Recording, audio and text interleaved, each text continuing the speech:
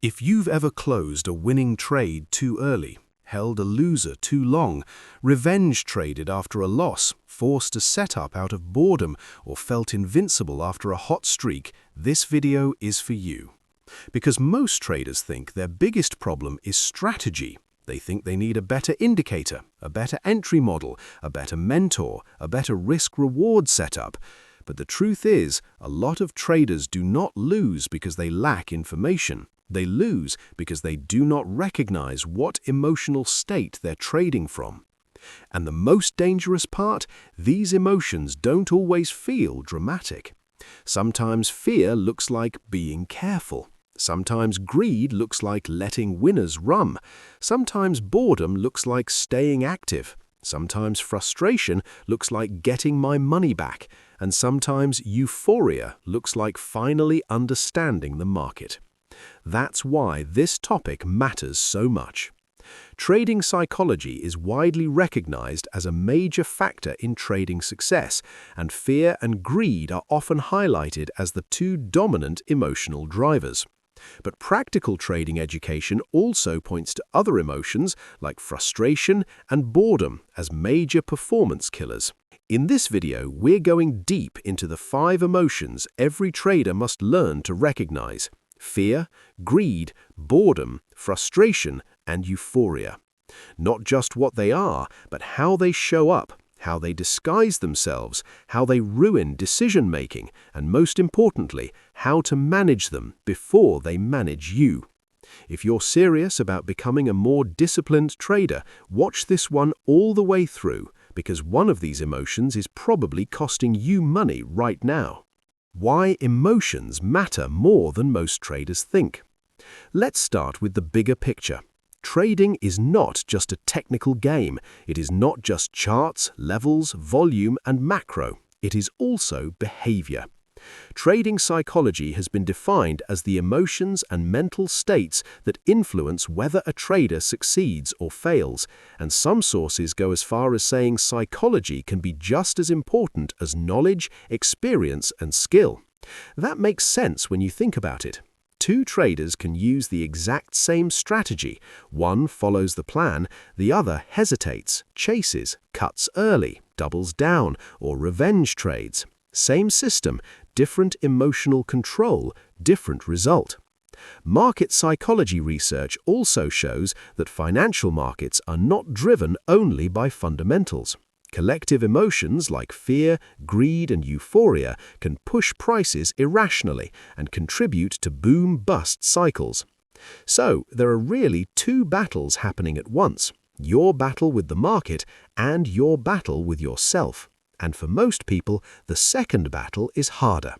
You're not just analyzing price, you're analyzing uncertainty. You're managing risk, you're dealing with delayed outcomes, you're handling wins, losses, missed moves, and randomness.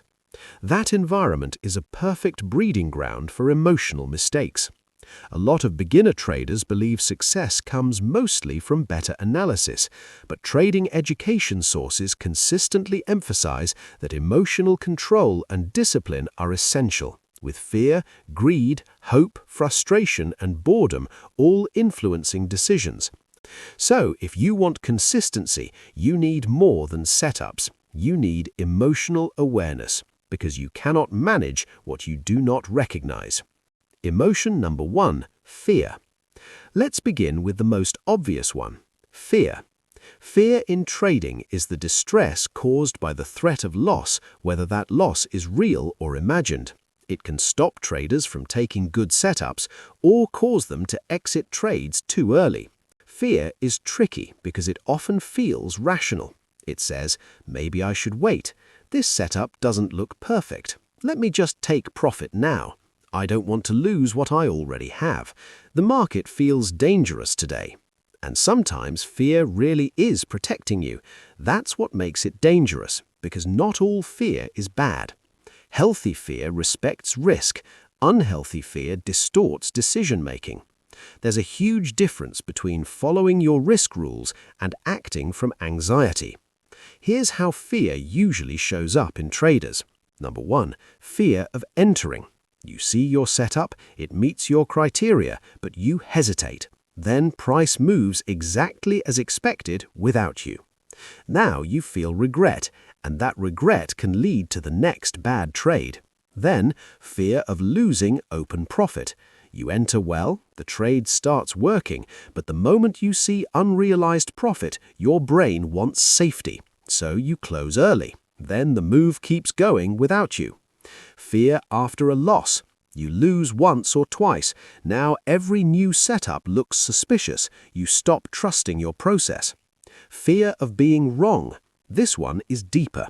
Some traders do not fear losing money as much as they fear being wrong, so they avoid decisive action. Investopedia notes that fear can cause traders to close positions prematurely or avoid risk entirely, especially during periods of market stress. And here's the key lesson. Fear doesn't just make you passive, it can also make you impulsive. Because when fear turns into panic, traders often make rushed decisions just to escape discomfort. So, what causes fear? Usually one of these: too much size, lack of confidence in the strategy, recent losses, trading money you can't emotionally afford to lose, lack of preparation, obsession with P&L instead of process. If your position size is too big, your nervous system will not let you think clearly. Simple as that. A trader with a solid edge can still sabotage themselves if the emotional pressure is too high. How to manage fear? First, reduce size. A lot of emotional problems are position sizing problems in disguise. Second, define the trade before entering. Entry, stop, target, invalidation point. Third, accept that losses are part of the job. No strategy wins all the time. Fourth, judge trades by process, not only by outcome. A good trade can lose, a bad trade can win. If you confuse those, fear gets stronger. And finally, use structure. IG specifically highlights the value of having a plan and using stops and limits so decisions are not made in the heat of the moment. IG. Fear will always exist in trading. The goal is not to eliminate fear. The goal is to stop fear from making your decisions for you. Emotion 2. Greed. Now let's talk about the emotion everybody knows: greed. If fear says protect yourself, greed says more. More profit, more trades, more size, more opportunity, more now. Trading psychology sources describe greed as the impulse to act irrationally in pursuit of excessive gain, often leading traders to overtrade, overexpose, or hold positions too long. And greed is rarely subtle. It shows up when you increase size because the last trade won. You ignore your target because this one could run all day. You take low-quality setups because you want action. You stack positions beyond your rules. You refuse to lock profits because you want the perfect exit. Greed can feel like confidence. That's what makes it dangerous. It whispers, "This is the big one. Why take 2R when you could get 5R? You're seeing the market perfectly today. Press harder." Now, to be clear, ambition is not greed. Wanting to perform well is not greed. Letting winners run within your system is not greed. Greed begins when your decisions stop being rule-based and start being desire-based. That's the difference. A disciplined trader says, "This is what my plan allows." A greedy trader says, "This is what I want."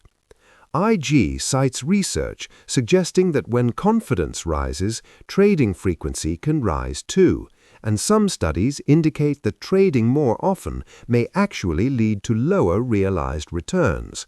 That is such an important point, because greed doesn't only show up in holding too long, it shows up in doing too much.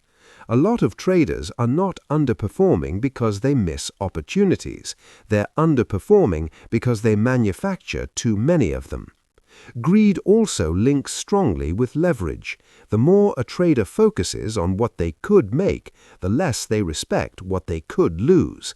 And that's when one bad trade wipes out a week, a month, or even an account. How to manage greed. Number 1, define profit-taking rules before the trade. Don't invent exit logic while money is flashing on your screen. Number 2, cap your daily risk and your maximum number of trades. Number 3, track how often greed follows wins. For many traders, greed is strongest after success, not before it. Number 4, use a risk-to-reward framework. IG specifically recommends structured risk management and emphasizes risk-to-reward thinking as a way to prevent greed-driven overexposure. And number 5, remember this: the market does not care what you want. The market does not owe you a home run.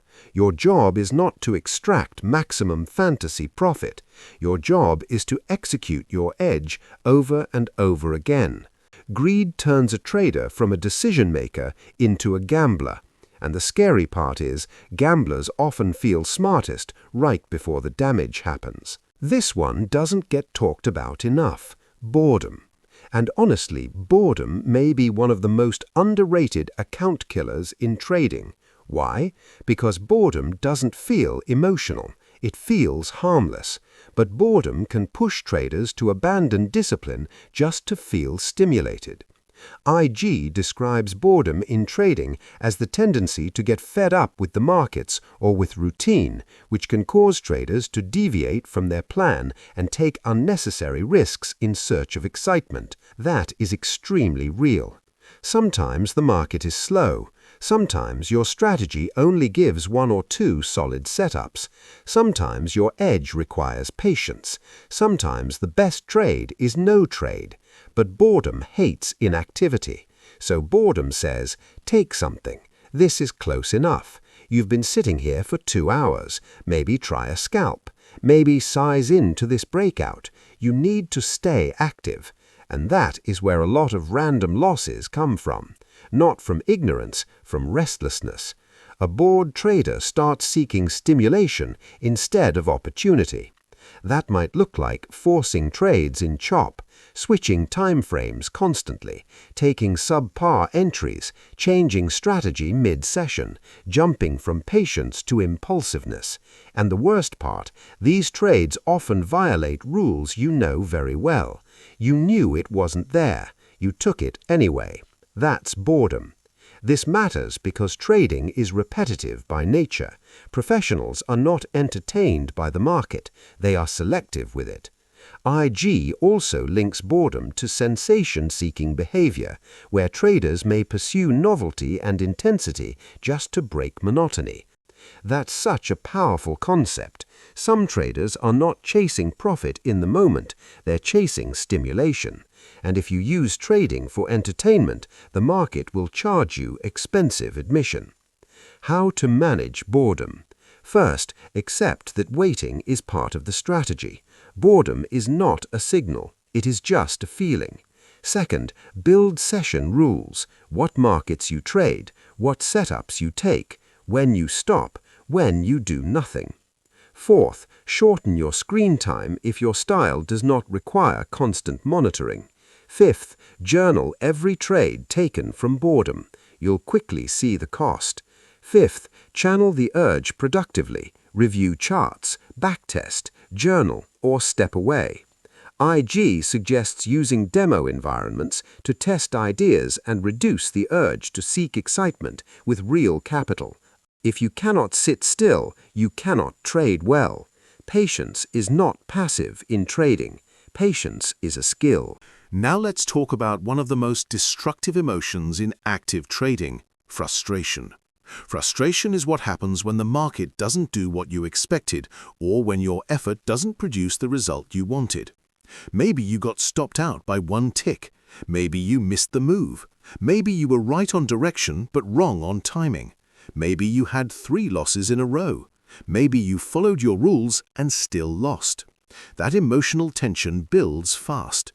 IG defines frustration in trading as the annoyance traders feel when markets behave in ways they didn't anticipate, often after losses or underwhelming results. Frustration often sounds like this: "This market is stupid.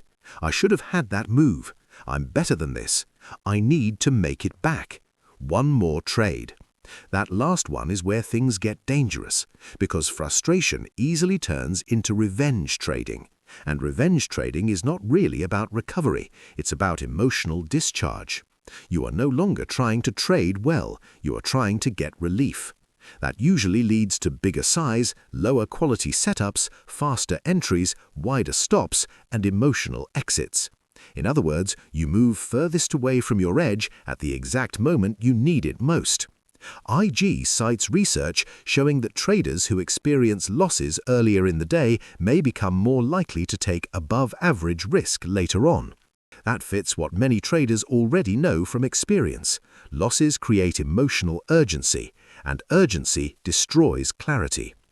Frustration also attacks your identity. You start taking losses personally. Instead of saying, "That trade failed," you start feeling, "I failed." That emotional fusion is brutal, because then every market outcome becomes a verdict on you. How to manage frustration. Number 1. Have a hard rule for stepping away after a certain number of losses or after a major emotional spike. Number 2. Separate outcome from execution. A losing trade is not automatically a bad trade. Number 3. Use cool-down rituals. Stand up, walk away, write down what happened. Reset physically before resetting mentally. Number 4. Never increase size to recover emotionally. Number 5. Normalize losses. IFC Markets emphasizes that losses are unavoidable and that traders need discipline, tested strategies, and emotional acceptance of risk. Frustration makes traders try to defeat the market, but the market is not your opponent. Your lack of emotional control is. And now we come to the most deceptive emotion on this list, euphoria. Why deceptive? Because euphoria feels amazing. Fear feels uncomfortable. Frustration feels obvious. Boredom feels restless. Greed feels aggressive. But euphoria feels like flow, like mastery, like certainty, like you've cracked the code. And that's exactly why it can be so dangerous. Market psychology sources explicitly identify euphoria as one of the emotions that can drive markets irrationally and contribute to risk-on behavior and boom-bust cycles. For individual traders, euphoria often appears after a big win, after a streak of winners, after catching a clean trend, after recovering losses, after social validation from posting results. Now suddenly you feel, "I'm seeing everything clearly. I'm in sync with the market. I should size up. Why was I ever doubting myself? This is the version of me that wins." Euphoria creates overconfidence, and overconfidence is dangerous because it lowers caution without lowering risk. That means you stop respecting stops, you stop waiting for confirmation, you loosen standards, you feel immune to normal mistakes, you treat recent success like permanent skill. This is how traders give back great weeks in one bad session. And notice the irony. Fear makes you smaller than you should be, but euphoria makes you bigger than you should be. Both are distortions. Euphoria also connects to broader market behavior. Investopedia notes that collective emotions, including fear, greed, and euphoria, can move markets irrationally beyond fundamentals. That matters because a euphoric trader and a euphoric market can be a dangerous combination. When everyone feels brilliant, risk is often being ignored somewhere. How to manage euphoria. First, never trust your emotions immediately after a big win. Second, keep size rules fixed. Do not let mood decide exposure. Third, review whether recent profits came from process or favorable conditions. Those are not always the same thing. Fourth, journal your best and worst days side by side. A lot of traders will discover that their biggest drawdowns started right after their biggest highs. Fifth, stay boring. The best traders often look emotionally boring because they refuse to let success intoxicate them. Euphoria is dangerous because it doesn't feel like a problem, but some of the worst decisions in trading are made when traders feel unstoppable. So, what's the real takeaway from all 5 emotions? It's this: you do not need to become emotionless, you need to become aware. Because every trader feels fear, every trader feels greed, every trader gets bored, every trader gets frustrated, every trader can become euphoric. The difference is not who feels emotions.